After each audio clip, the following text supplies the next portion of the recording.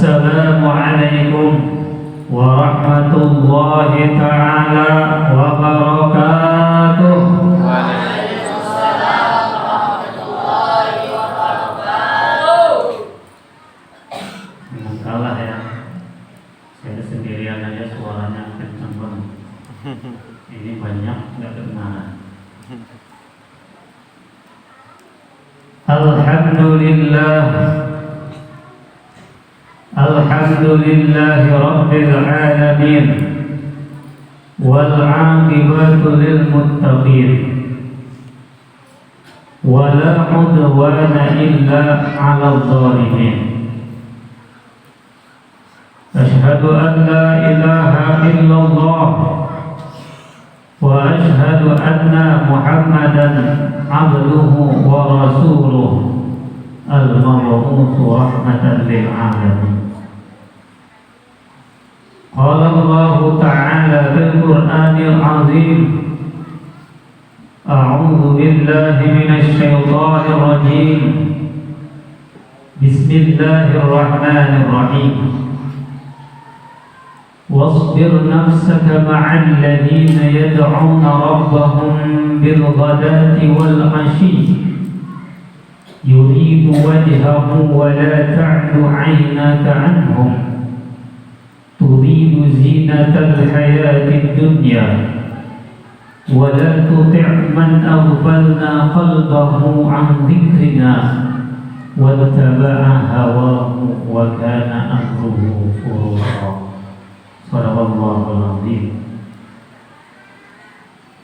Wa qala an-nabiyyu sallallahu alaihi wasallam,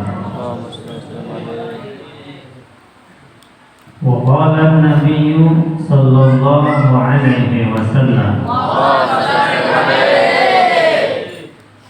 ittaqillaha haitsu ma kunta wa atbi'il sayyi'atal hasanata tamhuha wa khaliqin nasa bi khuluqin hasanin. Atau kama qala Rasulullah sallallahu alaihi wasallam. Para hadirin santriawan yang tampan-tampan, alhamdulillah sudah ada santriawati. Alhamdulillah. Pada kesempatan ini, yang pertama yang saya hormati Mudirul Ma'had Ustadzuna Ustadz Syafi'i, mudah-mudahan mengikuti Imam Syafi'i. Ilmunya dikaruniai oleh Allah sebagaimana ilmunya Imam Syafi'i.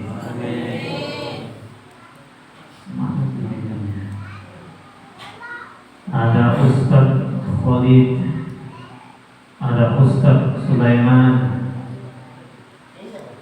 ada Ustadz Ustadz Fauzi, ada Ustadz Yusuf, ada Ustaz, Masya Allah, Ustaz Abdul Khair, dan di sebelah sini ada Ustaz Fahyun dan Ustaz lainnya. Ustaz sebertaan yang lebih banyak calon-calon Ustaz. Amin. Alhamdulillah wa syukru ala ni'amillah. Pada kesempatan ini kita dikumpulkan di tempat yang insya Allah paling mulia. Setelah masjid di muka bumi ini adalah berikutnya tempat-tempat belajar. Contohnya seperti pondok-pondok pesantren. Tanah-tanah ini akan bersaksi, dinding-dinding ini akan bersaksi, meja ini akan berbicara, tikar-tikar ini akan memberatkan amal kita yang baik-baik, kelak di akhirat. Gak perlu diaminkan, karena ini sudah pasti. Sudah pasti. Yang belum pasti itu yang diaminkan, yang belum kawin kita aminkan. Mudah-mudahan para ustadznya cepat dapat jodoh. Aminkan, jodoh udah pasti. Tenang, ngaji aja. Kamu malah yang kenceng kalau sini. Ustadz sudah sana. Amin ya robbal alamin. Ini santai aja, santai tapi pasti. Yang pertama tadi kita memuji kepada Allah Subhanahu wa Ta'ala atas berbagai macam nikmat. Kata nikmat ini bukan nikmat. Nikmat yang diberikan oleh Allah, baik yang diminta. Sebuah minta nikmat. Pernah minta nikmat atau yang tidak diminta. Dua mata yang dapat memandang, dua telinga yang dapat mendengar, dua kaki yang dapat melangkah. Ini semuanya adalah nikmat gratis. Kadang-kadang kita memang tidak pernah meminta. Salawat beserta salam semoga selalu dan selalu tercurah kepada baginda Nabi kita Nabi Muhammad sallallahu alaihi wasallam, keluarganya, para sahabatnya, para pengikutnya. Mudah-mudahan sampai kepada kita semua kelak diakui menjadi umatnya baginda Nabi, masuk ke dalam surga bersama para nabi, wabil khusus Nabi kita Nabi besar Muhammad sallallahu alaihi wasallam. Kalau melihat kepada temanya pada malam hari ini tema yang paling besar. Gak ada lagi tema setelah ini. Kenapa? Yang pertama temanya milad. Milad itu lahir.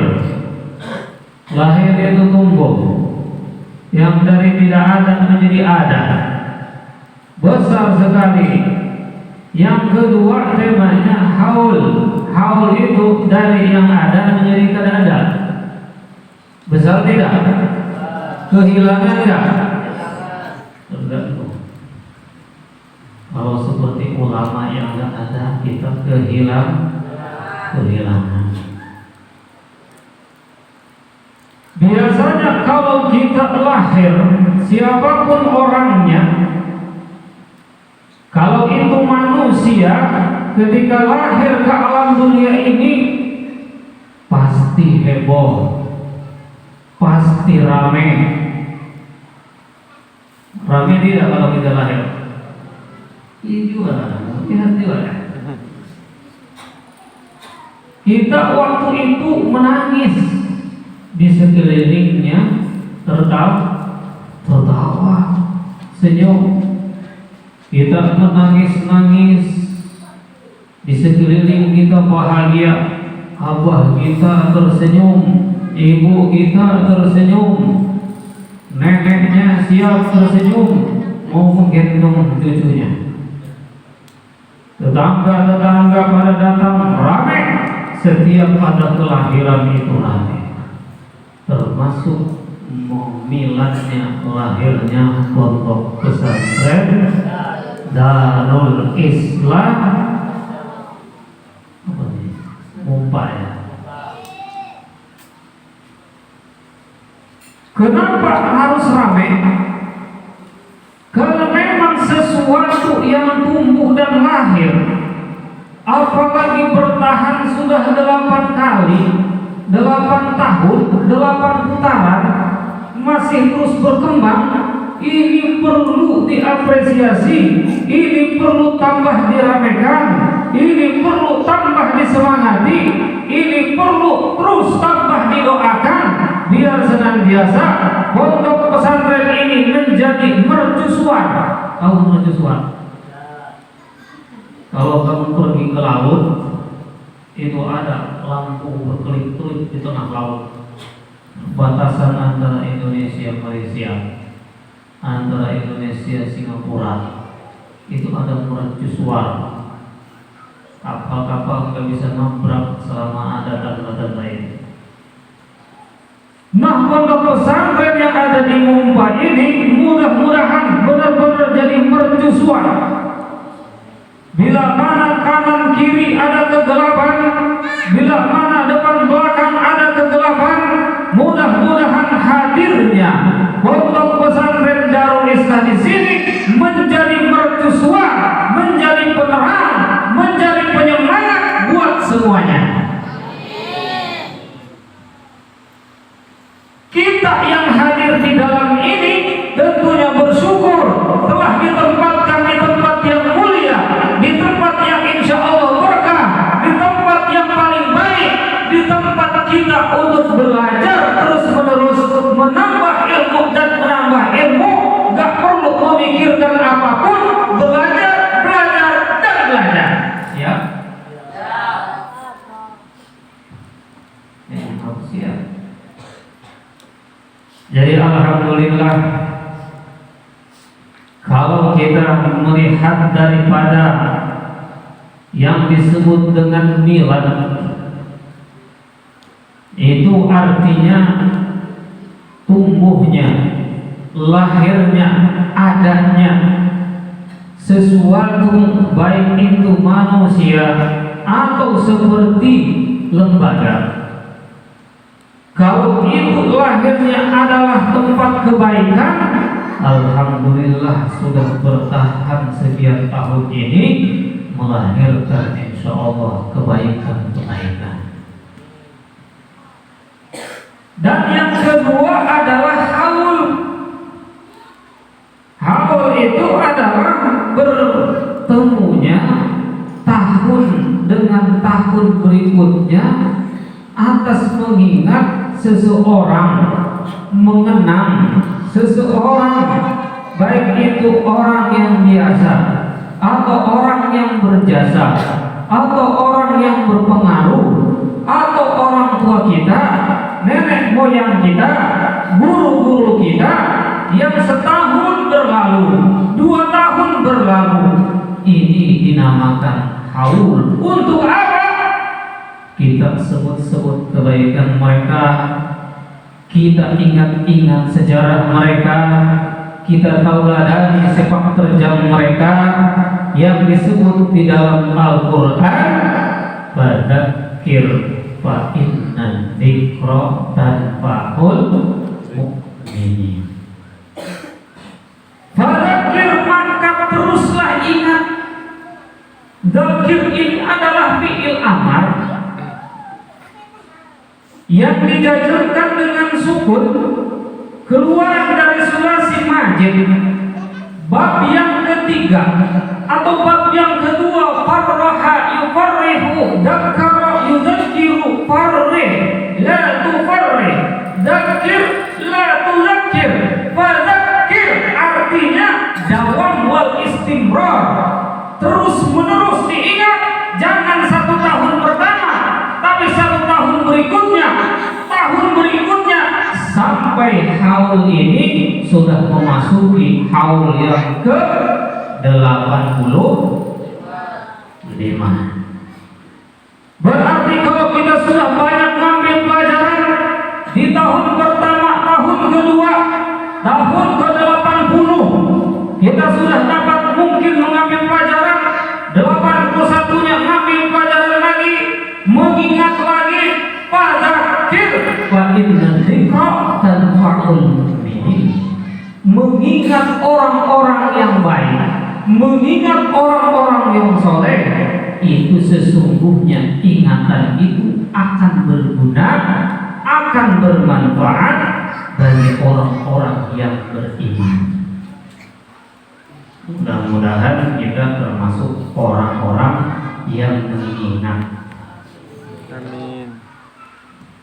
Apa yang dapat kita ketahui dari seorang ulama yang mana di Indragiri Hilir ini tentunya inilah suatu pakunya. Istilahnya kalau dalam bangunan itu paku buminya. Mungkin saja dengan berbagai macam maksiat, mungkin saja dengan berbagai macam kezaliman, mungkin saja dengan berbagai kesalahan dari kampung kita, dari daerah kita, bisa saja mudah bagi Allah untuk menimpakan suatu musibah ke daerah kita. Bisa saja mudah bagi Allah untuk menenggelamkan daerah kita, karena kita ini di tengah-tengah laut. Mudah sekali bagi Allah untuk melenyapkan daerah kita dengan sebab maksiat-maksiat kita. Tetapi di dalam negeri kita, di daerah kita ini masih ada orang-orang yang soleh, orang-orang yang baik, orang-orang yang luar biasa menjaga daripada kebaikan-kebaikan yang ada di daerah kita ini, sehingga rahmat Allah, kasih sayang Allah turun kepada kita. Dengan sebab itu baik sekali kalau seandainya kita ini mengingat-ingat bagaimana perjalanan para ulama-ulama, termasuk Syekh Abdurrahman Siddiq ini yang kita peringati haulnya. Kalau kita baca sejarah beliau ini, bagi yang mau membacanya, dan memang dianjurkan bagi kita sebagai orang yang hidup mencari bagaimana dari orang yang sudah mati itu kebaikan, baik itu sebagai mau'izah, nasihat bagi diri kita untuk menjalani kehidupan berikutnya, atau kita untuk mencari tauladan daripada mereka yang telah meninggalkan kita. Syekh Abdurrahman Siddiq di usia 1 tahun itu sudah ditinggalkan oleh ibunya. Di usia 1 tahun itu sudah tidak punya ibu lagi,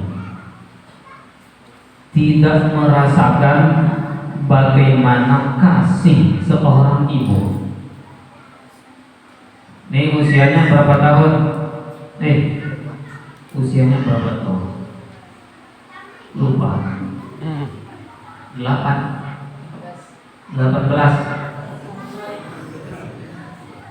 Eh? 13.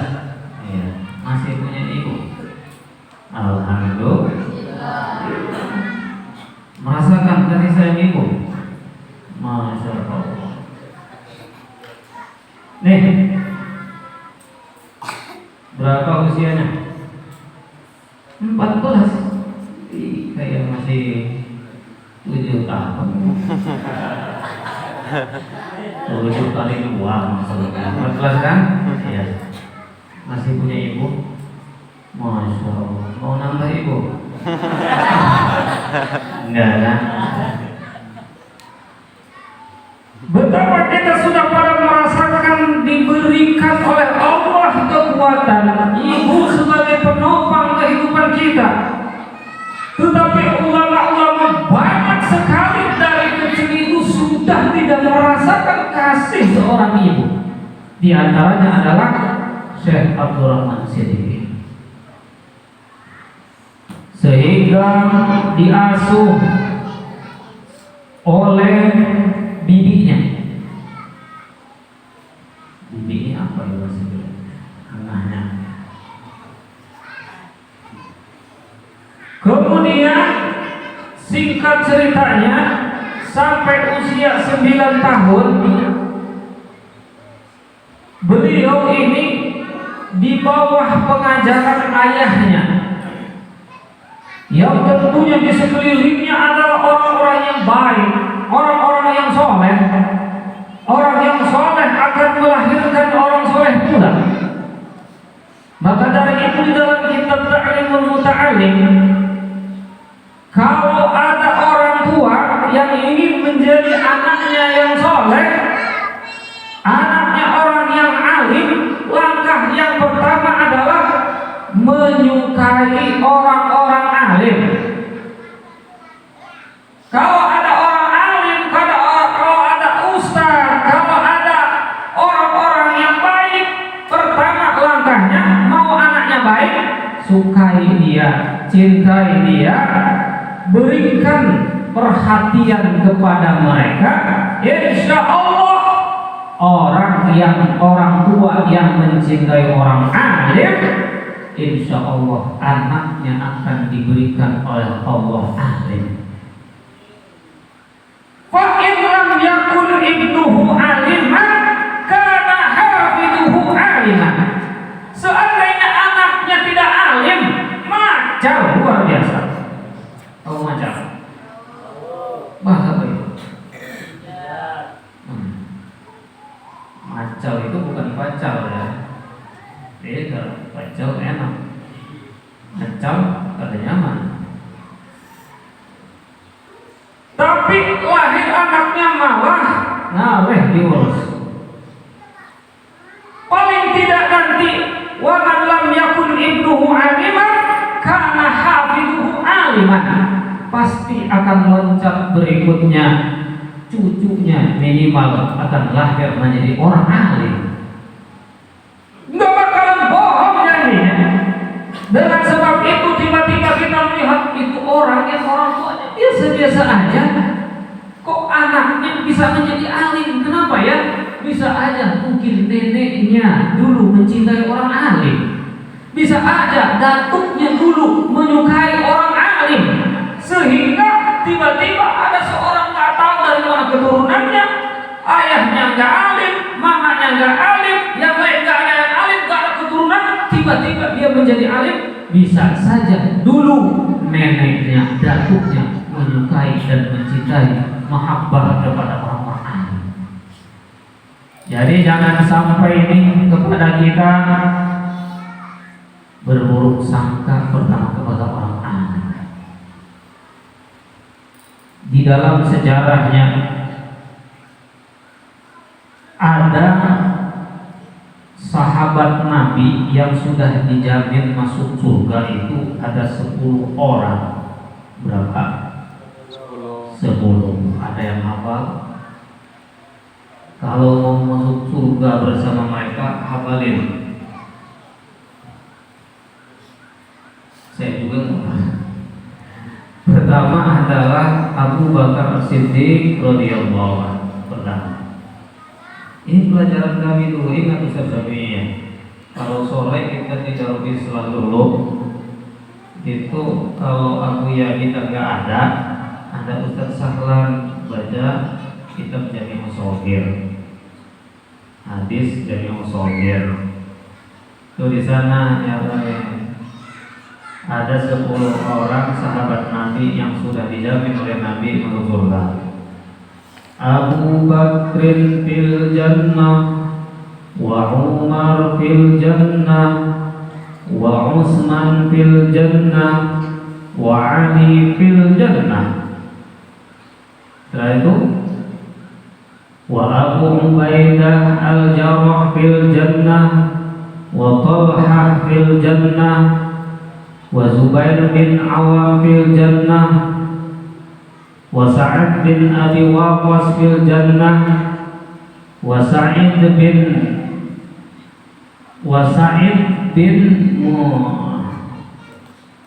Sa'id di jannah. Pokoknya wa Sa'id fil jannah.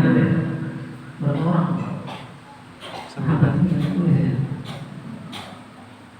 Sa'ad bin Abi Waqqas adalah salah satu yang terakhir daripada sahabat Nabi yang akan masuk surga.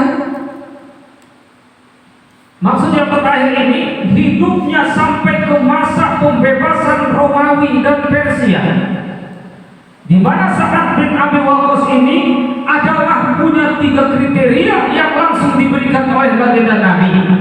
Sa'ad bin Abi Waqqas ini orangnya adalah yang sangat alim, perjuangannya luar biasa, doanya didengar langsung oleh Allah, tembakan panahnya gak pernah meleset kepada musuh. Pada usia 17 tahun, hampir sama dengan Syekh Abdurrahman Siddiq. Di usia 17 tahun, yang namanya Sa'ad bin Abi Waqqas ini di tahun kedua Hijriah menobatkan dirinya, ya Rasulullah,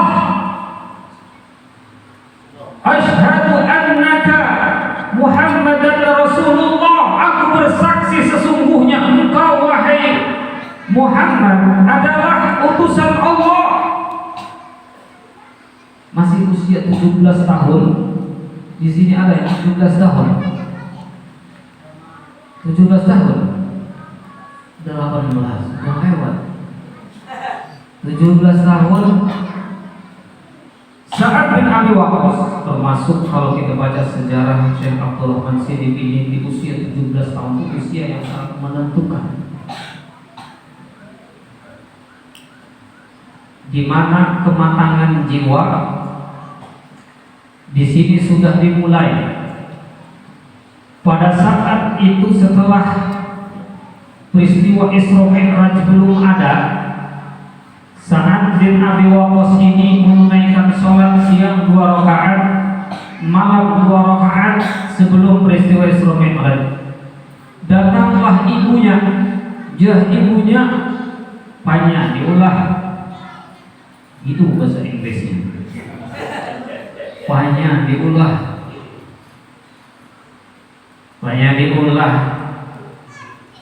Kata Sa'ad bin Abi Waqqas, aku sekarang sudah menjadi pengikut Muhammad. Lalu ngapain kau berani-beraninya meninggalkan agama nenek moyang? Ibumu ini dari dulu keyakinan sudah teguh, gak dapat digoyahkan dengan apapun, sehingga anak-anak ibu gak boleh satupun ikut agama lain, harus ikut dengan ibu. Begitulah ibunya. Diceritakan sampai-sampai, hei Sa'ad, kalau kau tidak meninggalkan agama Muhammad, ibu tidak akan makan mulai sekarang ini sampai ibu mati. Coba bayangkan kalau ada ibu kita berangkat ke pesantren, ibu kita protes. Kalau kamu pergi ke pesantren, aku nggak bakalan makan di rumah sampai mati. Kira-kira apa dalam pikiran kita? Bulik ke rumah kah? Berangkat ke pondok? Atau gini aja, kalau kamu ke pesantren, aku nggak bakalan biayai. Kira-kira kita mundur atau maju? Masya Allah, luar biasa. 17 tahun. Jangan-jangan 20 tahun. Pada saat itu karena keyakinan yang sangat luar biasa, hidayah Allah sudah sampai kepada Sa'ad bin Abi Waqqas. Apa dia katakan? Kalau ibu mau makan, serahlah. Mulut ibu, perut ibu, yang lapar ibu, mati juga ibu. Banyak urusan tuh. Ya, ada jahannya nih. Jadi pada saat itu karena kekuatan iman sudah melekat di dalam hati Sa'ad, seandainya ibu punya 100 nyawa pun, katanya, punya 100 nyawa sekarang ini, lalu karena ibu nggak makan, nyawa ibu keluar hari ini 1, besok nyawanya keluar 1 lagi, sampai tidak makan 100 nyawa keluar, aku nggak bakalan mundur. Aku sudah bertauhid, aku cinta kepada Nabi. Masya Allah.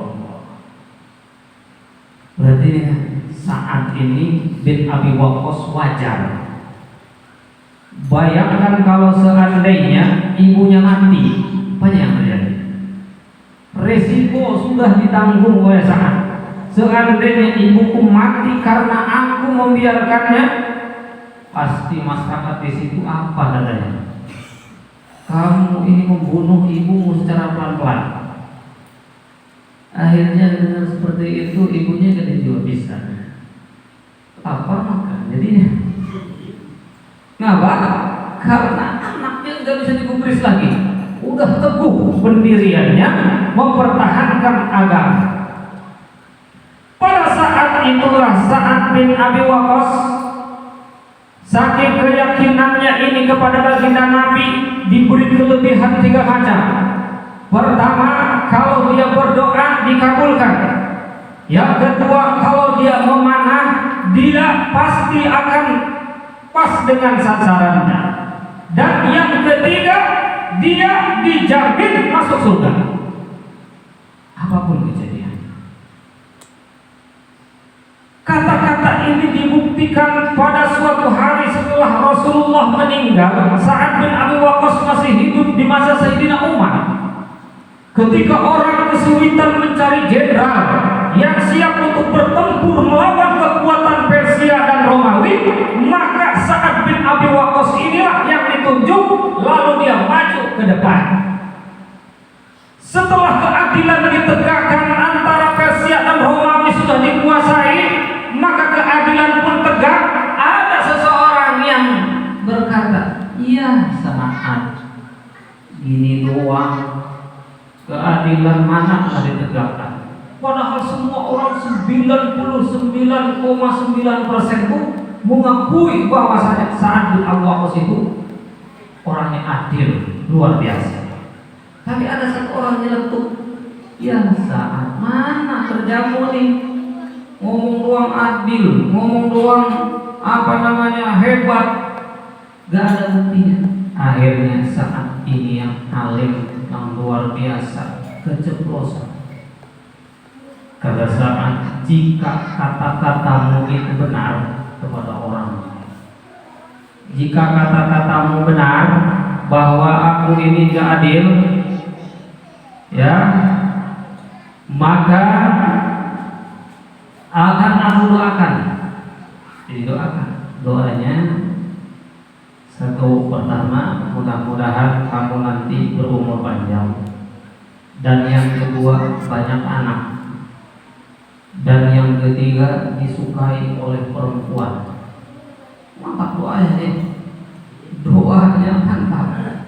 Pertama, diberi umur panjang, dan yang kedua, diberikan anak yang banyak, harta yang melimpah, dan yang ketiga, disukai oleh perempuan. Anda nggak didoakan gitu? Semua? Ancapnya ya Allah. Bikin aku dulu. Kalau sini doakan.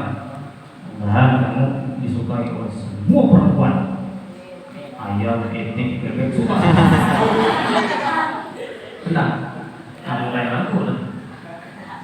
Dan keceplosan doa itu sampai karena dia sudah tahu bahwa saat ini doanya istajib, doaan permintaan Nabi kepada Allah, "Ya Allah, ijabah semua doa Sa'ad." Gitu doa. Begitu ngomong kayak begitu, dia akan diaminkan sama orang tadi. Setelah Sa'ad bin Abi Waqqas meninggal, berlalu, orang yang tadi itu diberi umur panjang. Waleh panjangnya. Saking ngalehnya ini terbayang sahabatnya lagi. Panjang ya umurnya, orang udah pernah dia masih hidup. Hartanya di mana-mana, anaknya ngelehat kayak anak hayam, banyak banget.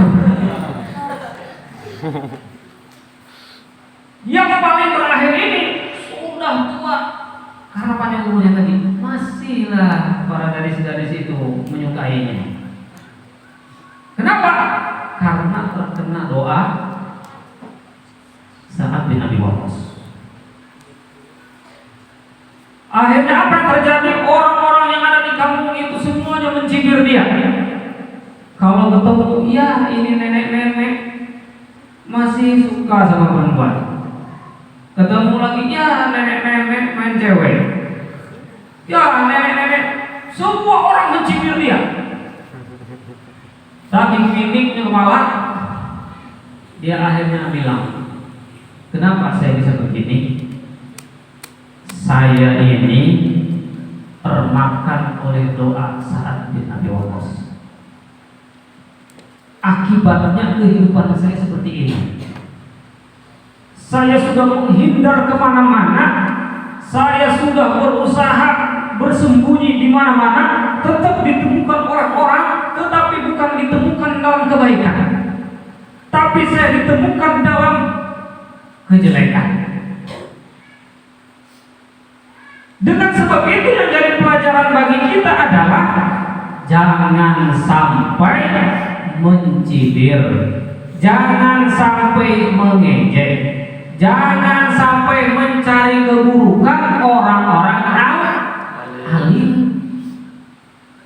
Orang alim itu akan menimbulkan, kalau orang gibah menjelekkan orang biasa, itu cuma makan dagingnya nanti. Maka gibah ini dilarang. Kenapa? Karena manusia akan memakan daging manusia. Tapi kalau yang digibahnya, tapi kalau yang dijelekkannya adalah alim, kalau yang dijelekkannya adalah ulama, yang dimakan bukan daging, tapi as-sumul masmum, racun yang sangat beracun.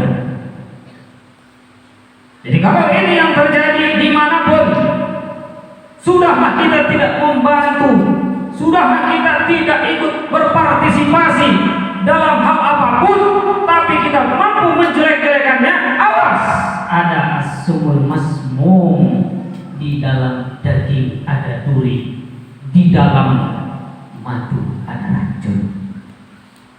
Dengan sebab itu, maka sepantas dan sewajarnya bagi kita ini udah I love you to Ustaz, gitu aja. Aku cinta kepada Ustaz.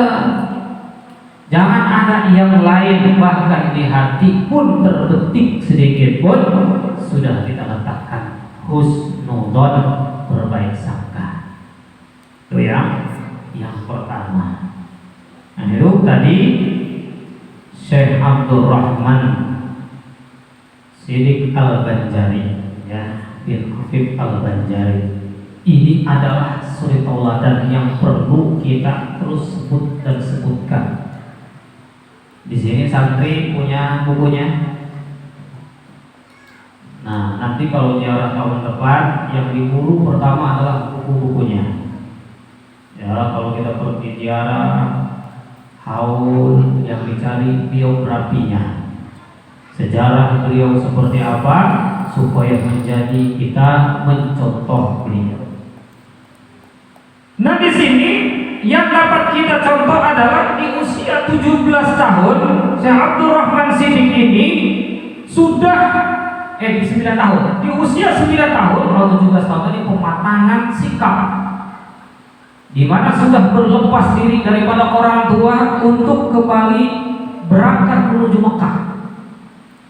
Nah, di usia 9 tahun apa yang didapatkan? Kalau Imam Syafi'i 7 tahun sudah mampu menghafal Al-Quran, Syekh Abdul Rahman Siddiq Al-Banjari ini di usia 9 tahun itu, dari mana di sini? Ada 9 tahun? Enggak ada kan ya? 13, 10 itu sudah mampu menghafal kitab-kitab yang berkaitan dengan nahwu, sorok, ilmu alat, mantik, balaghah. Ya, di dalam bukunya itu Tuan Guru Sapat judulnya, ya. Tuan Guru Sapat, teladan untuk bangsa, kalau masalah gitu. Itu di usia 9 tahun, beliau sudah melalap, melalap kalau mau makan itu daun-daunan. Ini kitab dilalap. Tinggal disodorkan aja, nih kitab ini, hafalin, nih kitab ini, hafalin, nih kitab ini, hafalin. Jadi seperti itu, paham kada paham, kalau kita saat belajar ini, hafal aja dulu. Berapa banyak orang yang hafal Quran juga kada paham, hafalin aja dulu. Berapa banyak yang hafal Jurmiyah, tapi kada paham, hafalin aja dulu. Ini kitabnya sudah hafal Jurmiyah, ada yang hafal? ada? Tidur kah? Nunduk kah? Hafal dunia? Enggak ditanya. Enggak dites kan? Cuma mau nanya berapa lama? 3 tahun? 3 bulan? Wih, singkat sekali. Kalau Jurmiyah 3 bulan, Imriti itu taruhlah 4 bulan. Alfiyah yang 5 bulan.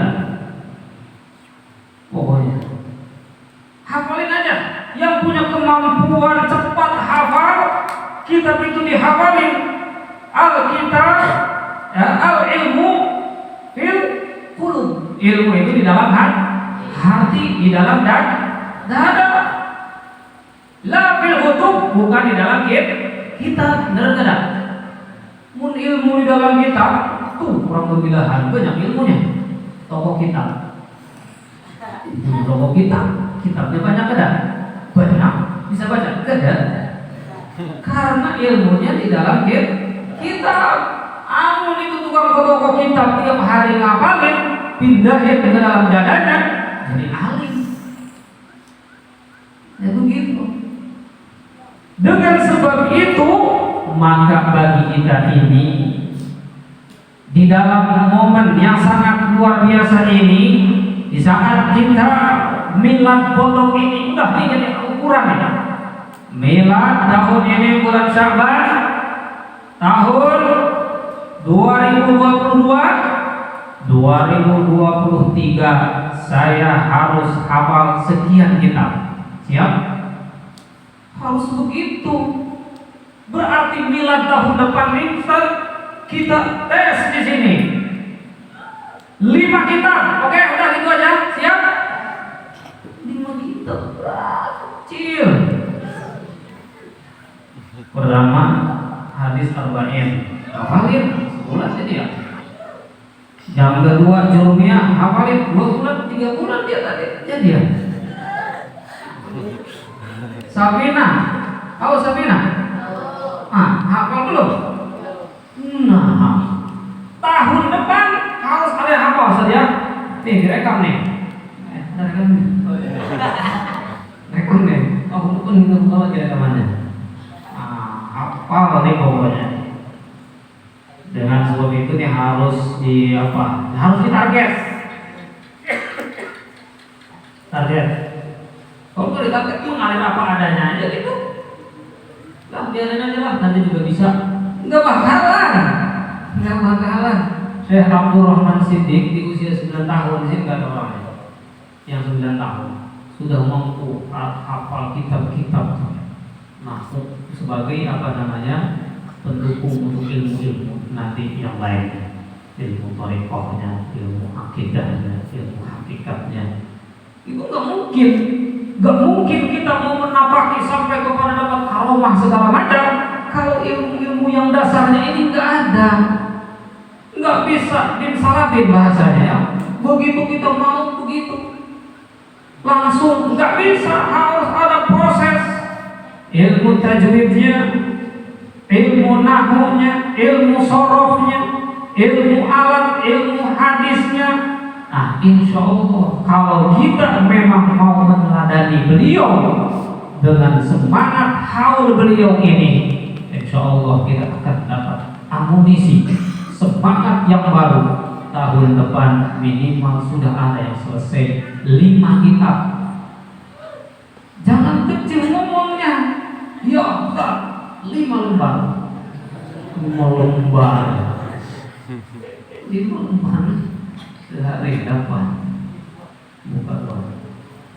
Jadi sebenarnya bagi kita ini punya potensi semuanya, punya otak yang diberikan oleh Allah itu untuk menyimpan hafalan-hafalan itu mudah, tinggal mau apa tidak, dibiasakan apa tidak. Nah ini kalau kita memori kayak memori ya, kalau nggak pernah diisi itu sekali ngisi dia mantul ngeblank.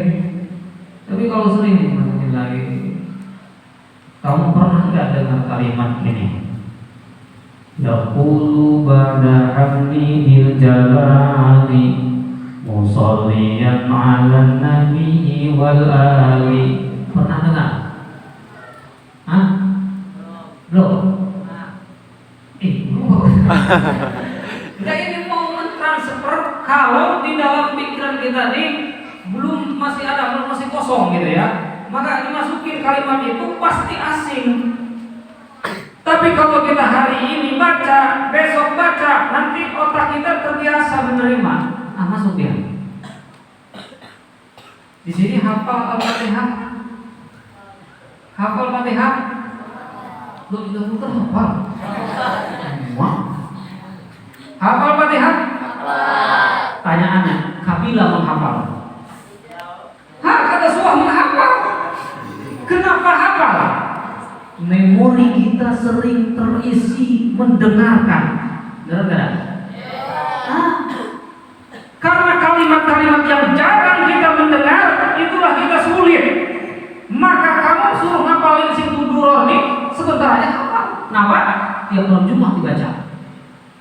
Bujur?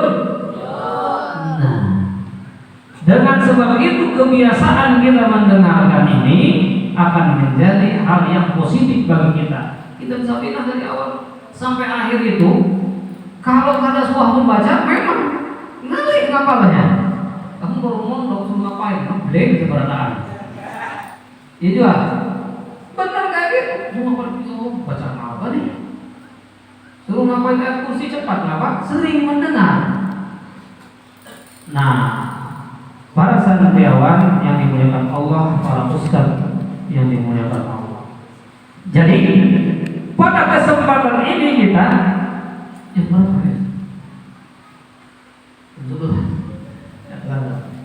Singkat ceritanya, di usia 9 tahun beliau sudah mampu menghafal kitab-kitab. Di usia 17 tahun sudah mandiri dari segi ekonomi, karena beliau di dalam buku itu juga selain belajar yang tekun juga sudah bisa belajar berdagang waktu itu.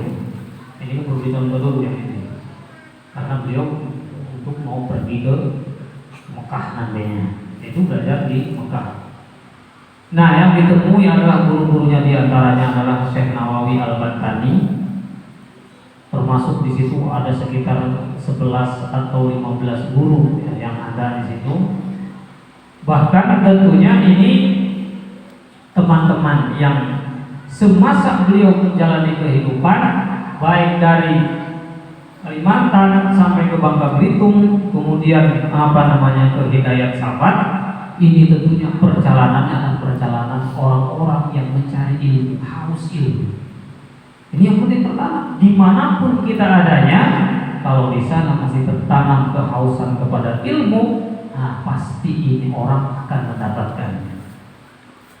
Dengan sebab itu, hikmah daripada milad ini, hikmah daripada haul ini, tentunya kita mendapatkan beberapa pelajaran yang sangat luar biasa.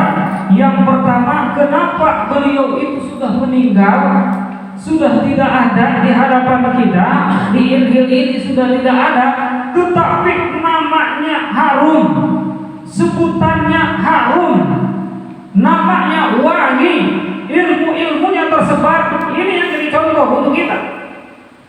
Kita ini antara milad dengan haul, kita ini di tengah. Lahir dan mati, kita ini sedang menjalani kehidupan di pertengahan ini. Dengan sebab itu, hanya satu yang dapat kita jadikan suatu keinginan, cita-cita. Maukah kita hidup ini akan terus hidup, atau mati sebelum mati? Masih hidup kita sudah mati. Di dalam kitab Ta'limul Ta'alim itu namanya mautun qabla mautihim. Mati sebelum mati, gak ada fungsi. Wa ajsaduhum tahta turabi radimu. Jasad mereka sudah menjadi bangkai, jasad mereka sudah tidak ada, tetapi nama mereka sekarang masih kita baca, masih kita sebut-sebut. Ini namanya ilmu yang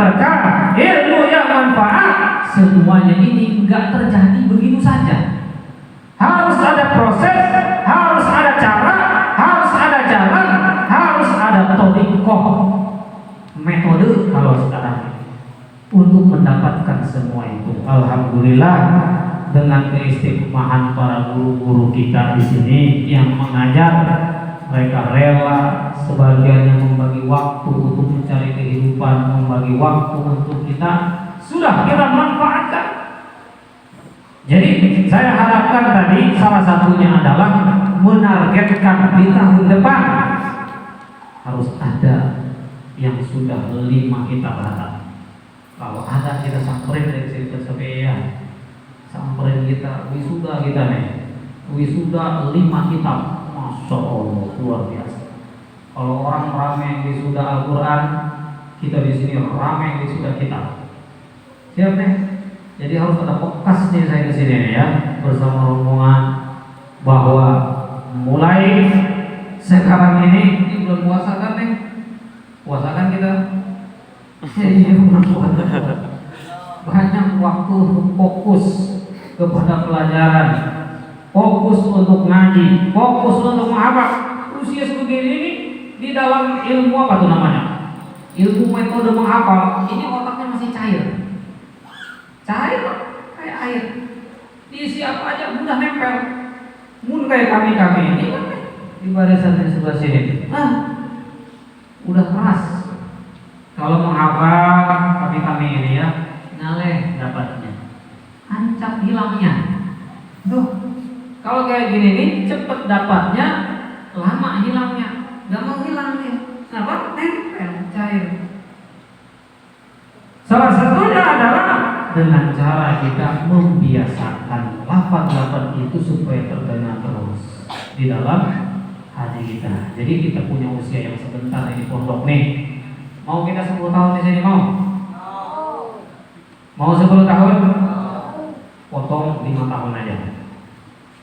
Kalau 10 tahun umpamanya kamu harus hafal 10 kitab, 5 tahun aja 10 kitab. Itu maksudnya. Jadi kalau jangan sampai di sini mau 10 tahun, mau ngapain? Guring. Enggak ada artinya. Udah banyak orang yang guring mah. Ya udah banyak orang yang guring di mana-mana. Kita ini yang siap memanfaatkan waktu. Dalam syairnya, ala innamal khusran nu'anna layaliya tamurru bila naf'in wa tumsabu min umri. Ala innamal khusran. Ingat, sesungguhnya rugi para santri. Siapapun rugi. Anna layaliya, malam-malam kita ditawarkan oleh Allah banyak. Ini malam, besok malam, terus malam, banyak ditawarkan oleh Allah. Silahkan digunakan. Tapi kalau tamurru bila naf'in, ala innamal khusran, lewatnya enggak ada guna, ini kerugian yang sangat besar. Besok aja besok malam aja besok malam, enggak ada lagi. Tamurru bila naf'in, apakah kita tidak dihitung usia kita? Wa tuhsabu min umri, umur tetap dihitung. Tahun ini kita nggak ngapal apa-apa, tahun depan sudah 14 tahun. Tahun ini sampai tahun depan nggak ngapal apa-apa, tetap dihitung. Yang kemarin ini 13, sekarang 14, tahun depan. Umur akan dihitung, tapi kalau tamurru bila naf'in, percuma, lewat tanpa ada guna, tanpa ada manfaat. Santri cara memanfaatkan waktunya adalah dia banyak-banyak mentransfer ilmu ke dalam pikirannya, ke dalam hatinya. Mana kekurangan-kekurangannya, disitulah dia tutupi agar senantiasa kita terus di dalam ilmu. Yang terakhir adalah kepada guru ini, dimanapun siapapun yang berhasil, pasti dia sudah banyak-banyak berbuat baik kepada guru, banyak-banyak berbuat baik kepada guru. Di dalam syair juga ada yang menyatakan begini,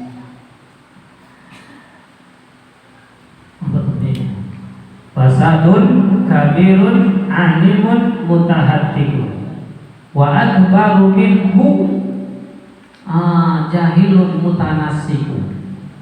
Ya seperti itu. Kemudian huma fitnatun lil alamina kabiratun liman bihima fi dinihi yatamassaku. Jadi ada dua orang yang memang berbahaya di dunia ini. Pertama, orang yang belajar merasa pandai. Yang kedua, orang yang mengajar tidak istiqomah dalam mengajar.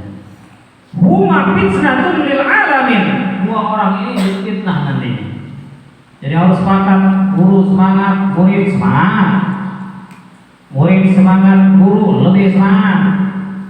Insya Allah kalau dua-duanya ini jalan, ibarat kita nih murid adalah pasien. Apa namanya? Pasien. Guru adalah dokter. Kalau kita mau disuntik sama guru, ya mau diobati, kata gurunya, ustaznya, anak-anak, santri, minum obat sehari 3 kali. Kalau pasien gitu biasa suruh minum obat 3 kali sehari 3 kali. Kita malah melunjak kepada dokter, melunjak kepada guru, disuruh minum 3 kali, kita minum cuma 1 kali. Sehat tidak? Atau disuruh minum 3 kali, kita malah minum 5 kali. Mampus tidak? Itu namanya overdosis. Kalau gurunya sudah bilang minum 3 kali, minum, walaupun itu pahit, itu sebagai obat bagi kita. Itu ini. Wasbir lidaika in jabauta tabibaha. Kalau kamu melunjak sama dokter, sabarlah dengan penyakit kamu. Oh sakit. Kata gurunya, coba kamu pakai asap batok kelapa, disenter ke situ, kasih garam, masukkan ke dalam lubang giginya. Kata dia, muridnya, aduh nggak sanggup yang itu. Sabar aja dengan penyakit. Kalau kita kesini bawa kebodohan, kalau kita kesini bawa kegelapan, lalu gurunya mau memberikan penerangan kepada kita, kitanya tidak mau dengar, kitanya tidak mau nurut. Wasbir lidaika, sabar aja bawa kebodohan, bawa kebodohan kita bawa. Sabar aja dengan kebodohan. Berulang tahun pun kita berkali-kali berganti-ganti. Kalau tidak nurut sama guru, pacangan. Nggak bakalan kita bisa. Jadi intinya adalah nurut. Kalau mau disuntik sama guru, kasih murid. Iya, jangan sampai kasih kepala. Bisa kita sakit kepala. Jadi artinya serahkan semuanya sebagaimana Sayyidina Ali. Katanya kalau ada orang satu guru saja mengajarkan kepada saya, in syi'ta ba'a wa in syi'ta istaraqa. Kalau seandainya yang ngajarin saya, kata Sayyidina Ali, mau menjual saya, jual silahkan, saya mah murah-murah aja. Karena dia adalah guru saya. Satu huruf yang diajarkan, kata Sayyidina Ali, kalau mau bayar kepada guru, itu 1.000 dinar, 1.000 dinar. Taruhlah 1 juta satu huruf. Siap bayar? Kita bayar A, I, U 3 huruf 3 juta. Enggak bakalan mampu kita membayar. Apa bayarnya? Kita berkhidmat kepada guru, kita taat kepada guru, insya Allah menjadi para calon orang alim. Bahkan melewati itu kita bisa menjadi mungkin para guru. Bahkan lebih dari itu ada karomahnya nanti di suatu saat. Awalnya kita kepada guru. Nggak ada yang bisa menyangka di sini. Mungkin yang di pojokan sana dia akan menjadi seorang wali, bisa saja. Atau yang di depan sini bisa juga dia mempunyai karomah di suatu saat. Bisa berenang di atas pohon. Bisa berenang di atas air. Iya berenang. Bisa aja. Gak tahu kita nasibnya ini yang polos-polos seperti ini luar biasa. nggak tahu 10 tahun kemudian 20 tahun kemudian, masya Allah. Itulah kita harus yakin ke arah sana. Insya Allah dari tempat ini Allah menyaksikan kepada kita. Di tempat ini menjadi satu tempat yang luar biasa, dipenuhi dengan keberkahan-keberkahan. Karena di dunia ini tempat yang terbaik setelah masjid yaitu tempat thalabul ilmi yang penuh berkah. Mungkin inilah yang dapat saya sampaikan. Masih banyak yang perlu disampaikan. Terutama ya udah gitu aja, beli bukunya itu kalau pas haul nanti ada banyak yang bisa ke sana ya, hidayah bukunya, bisa dibaca. Kalau nggak punya pinjam, nggak punya pinjam baca. Maksudnya apa? Kita membaca sejarah orang besar, insya Allah kita punya keinginan menjadi orang besar.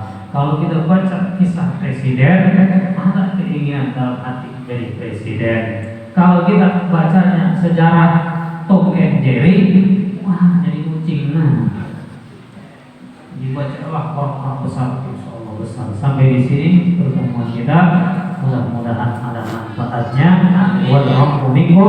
Wassalamualaikum warahmatullahi wabarakatuh.